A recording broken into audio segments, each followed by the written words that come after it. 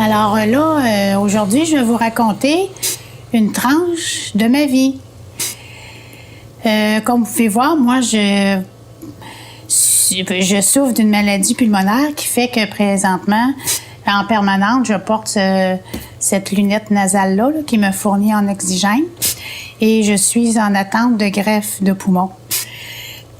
Malgré cette attente-là qui est éprouvante, j'ai gardé un bon moral, j'ai la joie de vivre, je vis ça assez sereinement, puis j'ai découvert que j'étais une personne qui avait des ressources de courage.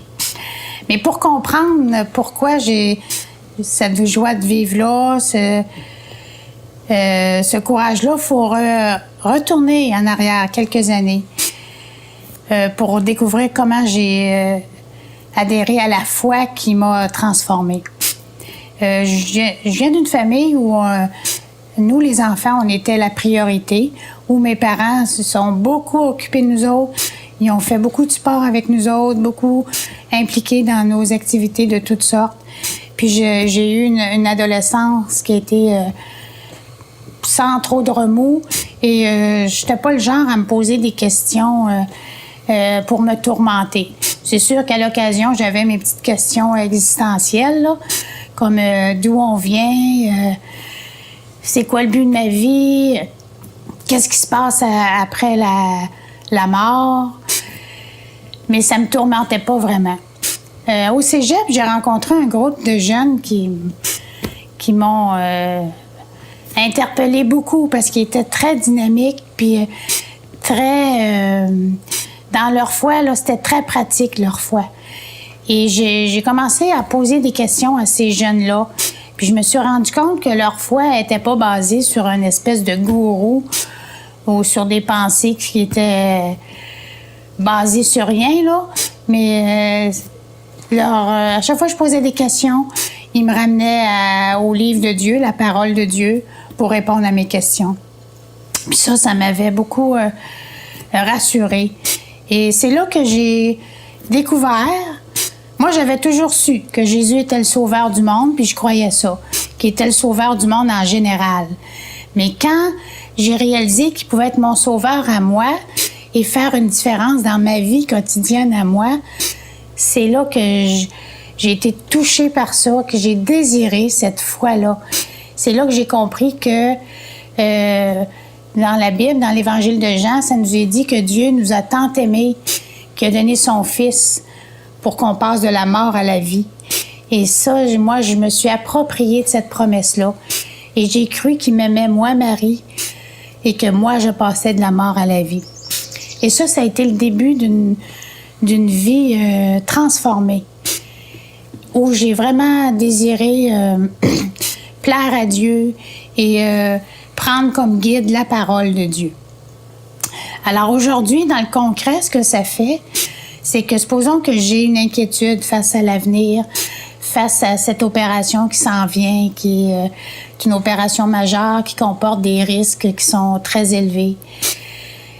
Je suis capable de changer ces pensées-là d'inquiétude par des promesses qui sont contenues dans la Bible. Il y a une promesse qui nous dit que de ne pas s'inquiéter de rien, mais de faire connaître nos besoins à Dieu et qui va répondre à nos besoins, puis qu'en plus, il va nous donner sa paix. Une paix qui nous dépasse complètement, qui est au-delà de ce qu'on peut penser ou imaginer. Et vraiment, je m'approprie de ces paroles-là, je remplace mes inquiétudes par ces paroles-là, et ça fait que je vis harmonieusement cette attente-là, que je la vis une journée à la fois, puis j'attends patiemment parce que je me nourris de la parole de Dieu. Une analogie que je voudrais faire aussi, c'est que moi, je suis en attente de greffe de poumon. Quand quelqu'un va décéder, qui va faire don de ses organes, cette mort-là va donner la vie. Alors, dans le même sens, Jésus, quand il est mort sur la croix pour nous, sa mort me donne la vie. Sa mort fait en sorte que j'ai libre accès à son Père, puis que ce qui m'attend, c'est le paradis. Alors moi, je veux vivre. Je suis bien entourée, mes parents, mes amis, mes enfants. J'aime mon monde, j'aime la vie. Je veux vivre. Mais si je devais mourir, j'ai pas peur de mourir, puis je sais que j'ai une place au ciel, que ça va être merveilleux. Puis je vous encourage à rechercher ce type de foi-là. Puis quand on cherche sincèrement Dieu, puis qu'on veut s'approcher sincèrement de lui, il se laisse connaître à nous. Ça, c'est une autre promesse qui nous dit que si on le cherche vraiment, il va se laisser connaître à nous.